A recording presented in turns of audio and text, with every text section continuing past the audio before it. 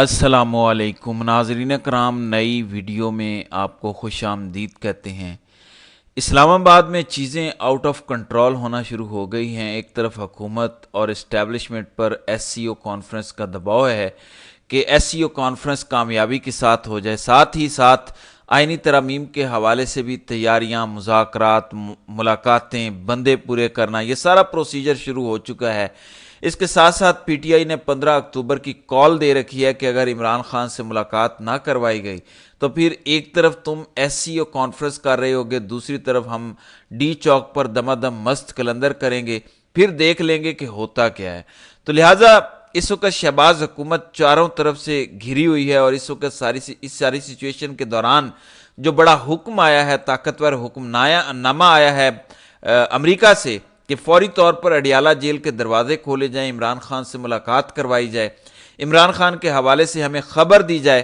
امریکی کانگریس مین کی جانب سے امریکی سیکرٹری اسٹیٹ ٹونی بلنکن کو خط لکھا گیا ہے، جس میں یہ مطالبہ کیا گیا ہے کہ ہمارے پاس عمران خان کے حوالے سے اچھی اطلاعات نہیں ہیں، ہمیں یہ خطرہ ہے کہ عمران خان کو حبس بے جا میں رکھا جا سکتا ہے، عمران خان کی جان کو خطرہ ہو سکتا ہے جیل کے اندر، قید تنہائی کے اندر، کیونکہ تمام قسم کی ملاقاتوں پر پابندی لگا دی گئی ہے۔ لہٰذا اگر کوئی ایسی صورتحال پیدا ہوتی ہے کہ اللہ نہ کرے عمران خان کے ساتھ کچھ ہوتا ہے، تو پھر پاکستانی امریکی بھی وہاں پہ رہتے ہیں، امریکی بھی پاکستان کے اندر رہتے ہیں، لہٰذا احتجاج کے اندر امن و امان کی صورتحال اگر بگڑتی ہے تو امریکہ کے مفادات اور امریکی شہریوں کو بھی خطرہ ہو سکتا ہے۔ لہٰذا ہم یہ نہیں چاہتے کہ خطرہ بڑھے۔ فوری طور پر ٹونی بلنکن پاکستان سے رابطہ کریں اور انہیں کہیں کہ یہ چولیں مارنا بند کرو، یہ تماشے لگانا بند کرو، ہمیں عمران خان کے حوالے سے خبر دو، خان کے حوالے سے بتایا جائے کہ اس وقت ان کا سٹیٹس کیا ہے، ہیلتھ کیسی ہے، اور کیوں ان پر اتنی پابندیاں لگائی گئی ہیں۔ اب ناظرین کرام، آپ ذرا بتائیں کہ شہباز حکومت کی کیسے جرت ہوگی؟ یعنی ایک طرف پی ٹی آئی نے یہ کہہ دیا ہے کہ ہم آ رہے ہیں، 15 اکتوبر کو آ رہے ہیں، آپ سے جو ہوتا ہے آپ کر لیں، آپ روک سکتے ہیں تو روکیں، ورنہ یا پھر آپ ہماری عمران خان سے ملاقات کروائیں، عمران خان کی خیریت بتائیں، اتنی سی بات ہے۔ دوسری طرف ساتھ ہی ساتھ جو اس وقت چیلنج ہے کہ ایس سی او کانفرنس تو ہو جائے گی، گزر جائے گی، بندے کیسے پورے کرنے ہیں، 25 اکتوبر سے پہلے ترامیم کیسے کرنی ہے۔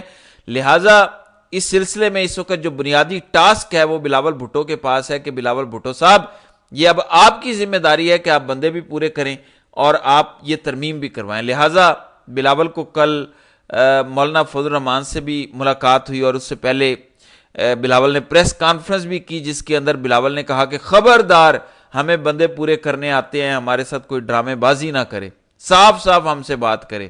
اب ہم مزید ڈی ٹریک نہیں ہوں گے، ہم آئینی ترمیم 25 اکتوبر سے پہلے کر کے رہیں گے۔ پھر شہری رحمان سینئر رہنما ہیں، سینیٹر ہیں پیپلز پارٹی کی، ان کا ایک بیان آ گیا، انہوں نے کہا کہ اگر جے یو آئی فے حمایت کرتی ہے، یعنی اگر مولانا فضل الرحمان حمایت کرتے ہیں تو ٹھیک ہے، اگر نہیں بھی کرتے تو ہم نمبر پورے کر لیں گے۔ یعنی نمبر پورے ہیں نہیں، نمبر پورے نہیں ہیں، ہم نمبر پورے کر لیں گے۔ کیسے کر لیں گے؟ لوگوں کو اٹھا کے اغوا کر کے، اور یہ سلسلہ شروع ہو چکا ہے۔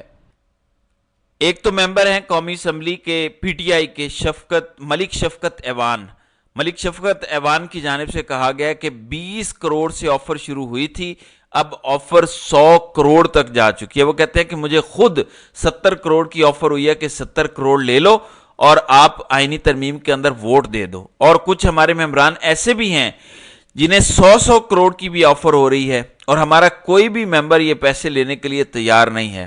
اب کیونکہ پی ٹی آئی کے تمام ممبر محفوظ ہیں، اور جو تھوڑے سے مشکوک تھے یا کمزور تھے ان کو بھی محفوظ مقام پر منتقل کر دیا گیا ہے۔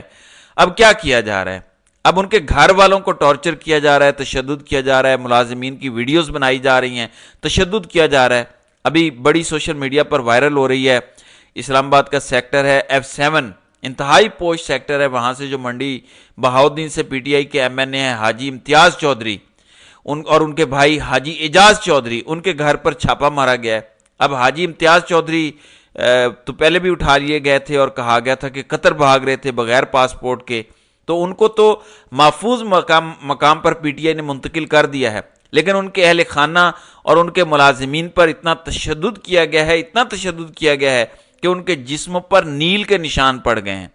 تو یہ کام ہو رہا ہے۔ ایک طرف قیمت لگائی جا رہی ہے کہ 70 کروڑ لے لو آ جاؤ، دوسری طرف گھر والوں پر تشدد کیا جا رہا ہے۔ اچھا اب اور کیا کر رہے ہیں؟ اس ساری صورتحال میں آپ سوچ رہے ہوں گے کہ پھر حکومت کچھ نہ کچھ تو کر لے گی، کچھ نہ کچھ تو بن جائے گا، وہ تشدد کر جو رہے ہیں، لگے جو ہوئے ہیں، پیسے بھی دے رہے ہیں، کوئی نہ کوئی تو ٹوٹے گا۔ ایسا ہو نہیں رہا، بلکہ حکومت کے اپنے بندے ٹوٹ رہے ہیں۔ حکومت اس وقت پریشان ہے کہ ہمارے اپنے بندے غائب ہیں۔ اگر کوئی 2-3 سینیٹرز ہیں جو ملک سے باہر ہیں، انہیں کہا جا رہا ہے کہ واپس آؤ، آئینی ترامیم کرنی ہے، آپ واپس کیوں نہیں آ رہے؟ تو بتایا جا رہا ہے کہ وہ ایم این ایز کوئی صحیح رسپانس نہیں دے رہے اور نہ ہی کال اٹینڈ کر رہے ہیں۔ پھر اپنے بندے اس وقت جو اطلاعات ہیں، اجمل جامی سینئر صحافی ہیں، وہ کہتے ہیں کہ آئینی ترامیم کے لیے اس وقت حکومت کے پاس 2-3 بندے کم تھے، اب 6-7 کم ہیں۔ ہو سکتا ہے جب ترامیم آئیں تو ووٹنگ کے وقت حکومت کے لیے ہی حکومت کے اپنے ہی 2-3 بندے کام ہو جائیں، یعنی یہ بھی ہو سکتا ہے کہ چلیں دوسرے بندے پورے کرنا ایک الگ بات، حکومت کے اپنے بندے ہی غائب ہو جائیں، اپنے ایم این ایز اپنے سینیٹر نہ رہیں۔ کیونکہ بلاول بھٹو کی بھی جو 2 دن پہلے ملاقات ہوئی تھی نواز شریف کے ساتھ، تو اس کے اندر بلاول نے کہا تھا کہ بھائی جان آپ کے باپ اپنے بندے سنبھالیں، آپ کے بندے آپ کے ہاتھ میں نہیں ہیں۔ تو نواز شریف نے کہا تھا کہ نہیں، ہمارے بندے ہمارے پاس ہیں، ہمارے ساتھ رابطے میں ہیں، ہماری طرف سے کوئی پریشانی والی بات نہیں ہے۔ لیکن خبر یہ ہے کہ جیسے 63(1) کے اندر تبدیلی ہوئی، انہوں نے سوچا کہ ہم پی ٹی آئی کے بندے خرید لیں گے۔ اب نون لیگ کے بندے اور دیگر جماعتوں کے بندے پی ٹی آئی کے ساتھ رابطے میں ہیں کہ اچھا ہم آپ کا ساتھ دیتے ہیں، ہم آئینی ترامیم کے اندر ووٹ نہیں کرتے، کل کو ہمیں ٹکٹ دیں گے آپ، کیونکہ ہمیں پتہ ہے کہ ٹکٹ آپ کا جیتے گا، ووٹ آپ کی جماعت کو پڑے گا، ہم تو فارم 47 والے ہیں، لہٰذا اگر آپ ہمیں ٹکٹ دے دیں تو ہم آپ کے ساتھ آ جاتے ہیں۔ لہٰذا اس وقت چوروں کو مور پڑے ہوئے ہیں، حکومت سے اپنے بندے اس وقت پورے نہیں ہو رہے۔ پھر آئینی ترامیم کے حوالے سے جو پہلے اٹیمپٹ ہوئی، جو رات بھر کوشش ہوتی رہی، اتنے سوالات اٹھے کہ آخر کیا جلدی ہے، مسودہ سامنے نہیں آ رہا، پیپلز پارٹی کے پاس نہیں اور ہے اور مسودہ ہے، نواز شریف کے پاس کوئی اور ہے، جبکہ مولانا کے پاس کوئی اور ہے، اور وہ بھی آخری وقت پر آپ کو مسودہ دیا جا رہا ہے۔ تو یہ ہو کیا رہا ہے، پرابلم کیا ہے؟ سارا دن کوشش ہوئی اور بالآخر آئینی ترامیم نہیں ہو پائیں۔ وہ آئینی ترامیم اتنی جلدی میں کیوں کی جا رہی تھی؟ یعنی قاضی فائز صاحب تو ابھی بھی 25 اکتوبر تک ہیں، تو اتنی جلدی اصل میں کیا تھی، ہو کیا رہا تھا؟ اس سلسلے میں جیو سے وابستہ صحافی ہیں اور حکومت کے بڑے قریبی ہیں، اسٹیبلشمنٹ کے بھی بڑے قریبی ہیں، فخر درانی، ان کی جانب سے انکشاف کیا گیا ہے۔ فخر درانی یہ کہتے ہیں کہ حکومتی رکن نے بتایا ہے کہ پہلے ترامیم اس لیے جلدی لائی گئی کیونکہ سابق D G I S I general Nadeem Anjum کی کوشش تھی کہ ان کو توسیع مل جائے، یعنی وہ مدت عمر کی حد میں اضافہ ان کا ہو جائے، 65 سے 68 عمر ہو جائے گی تو تمام سرکاری ملازمین کو جو ہے وہ ایکسٹینشن مل جائے گی، اور انہیں بھی تیسری ایکسٹینشن مل جائے گی، یعنی اپنے عہدے پر وہ پہلے 2 ایکسٹینشنز تو لے چکے ہیں، تیسری ایکسٹینشن مل جائے گی اور وہ اپنے عہدے پر برقرار رہیں گے۔ کل کو جب آرمی چیف کا وقت آئے گا 2025 میں، تو اس وقت یہ سب سے سینئر جرنیل ہوں گے اور یہ پھر آرمی چیف بننے کی دوڑ میں شامل ہو جائیں گے۔ لہٰذا یہ ان کا ایجنڈا تھا کہ یہ فوری ہو جائے تاکہ ان کی ریٹائرمنٹ سے پہلے آئینی ترمیم آ جائے اور پھر ان کو مزید ایکسٹینشن مل جائے، اس لیے یہ سب کچھ ہو رہا تھا۔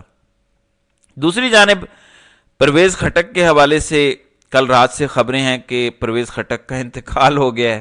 کیا سوشل میڈیا، کیا ویب سائٹیں، ٹویٹر، ہر جگہ پہ مختلف لوگوں کی جانب سے یہ خبریں دی جا رہی ہیں کہ پرویز خٹک انتقال کر گئے ہیں، پرویز خٹک فوت ہو گئے ہیں، انہیں کینسر تھا، 4 دن پہلے تک وہ اسلام آباد کے نجی ہاسپٹل میں زیر علاج رہے، اب وہ وفات پا چکے ہیں۔ تو یہ فیک نیوز ہے، جعلی نیوز ہے۔